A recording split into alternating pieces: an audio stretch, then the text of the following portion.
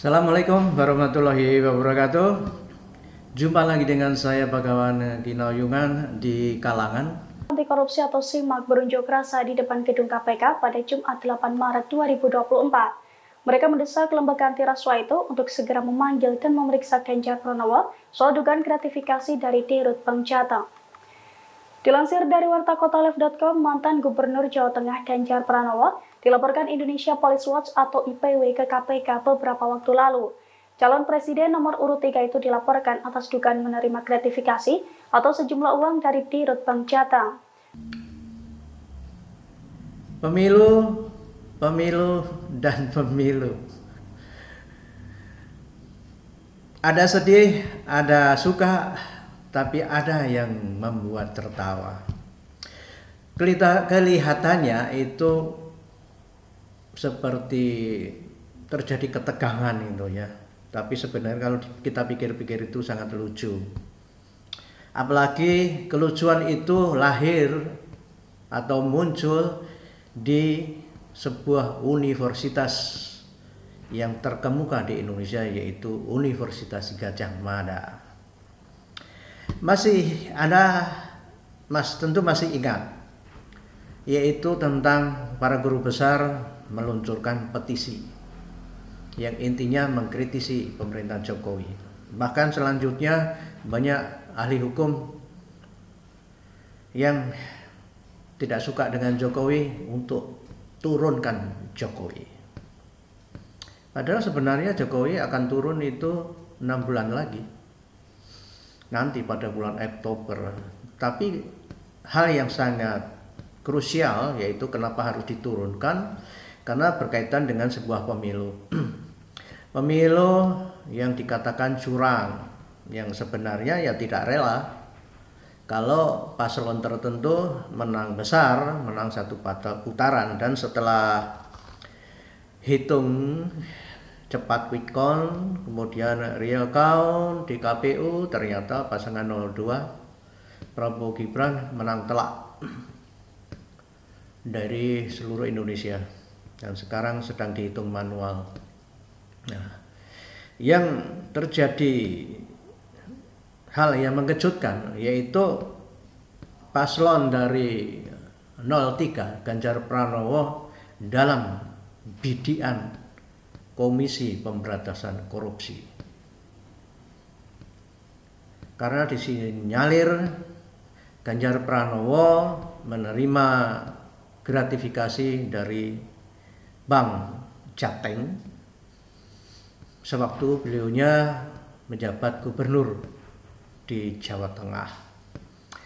Hal ini ranah hukum.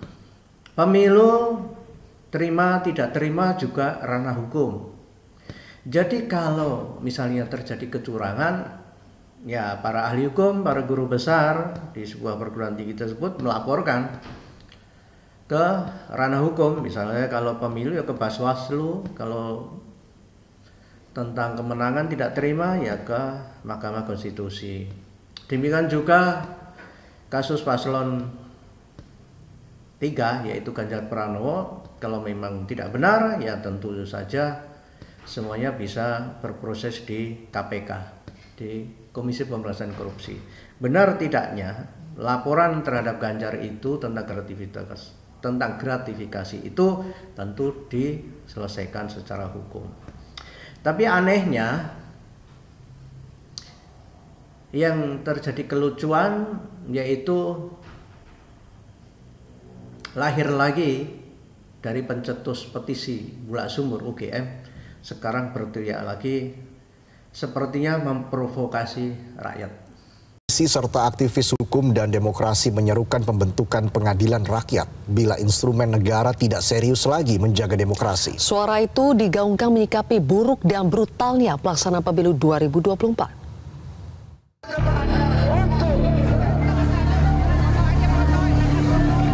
Peringatan ini hanya dipahami sebagai hak demokrasi kami. Tidak dimengerti isinya, tidak dilakukan apa yang menjadi perintah kami. Untuk menjaga gedung besar. Mereka yang gusar dengan situasi demokrasi Indonesia saat ini terus bersuara untuk bersama-sama membenahi keadaan Indonesia yang dinilai bergerak menjauh dari cita-cita reformasi 1998. Seruan itu lagi-lagi datang dari kampus Universitas Gadjah Mada. Di tempat ini, puluhan akademisi dari berbagai perguruan tinggi, masyarakat sipil, alumni perguruan tinggi, seniman, dan budayawan Yogyakarta berkumpul dan menggugat sejumlah penyimpangan dalam proses berdemokrasi, khususnya di pemilu 2024. Ini kalau bagi akademisi itu terjadi kelucuan. Seorang akademisi, apalagi guru besar, itu harusnya membawa ke ranah akademik. Kalau terjadi sesuatu ketimpangan, ketidakjalanan tentang demokrasi di Indonesia, atau bisa lapor atau melaporkan presiden, ranahnya ada DPR. Jadi bukan memprovokasi rakyat, yaitu dengan mengajak pengadilan rakyat. Itu bisa diterjemahkan begitu, memprovokasi rakyat untuk membuat huru-hara. Jadi agar rakyat itu berperang dengan pemerintah. Bisa dibayangkan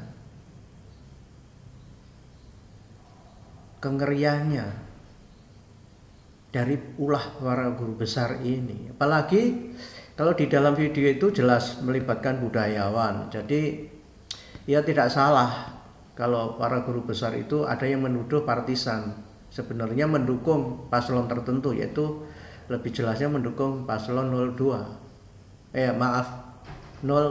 yaitu Ganjar yang lulusan UGM, alumni UGM, dan juga Mahfud yang dari UII, Universitas Islam Indonesia. Karena semuanya terlibat kalau Anda lihat videonya. Apalagi kelihatan di situ ada budayawan Butet Kertarajasa. Yang tidak bisa dipungkiri dia pendukung siapa dan pernah menghujat Jokowi. Begitu.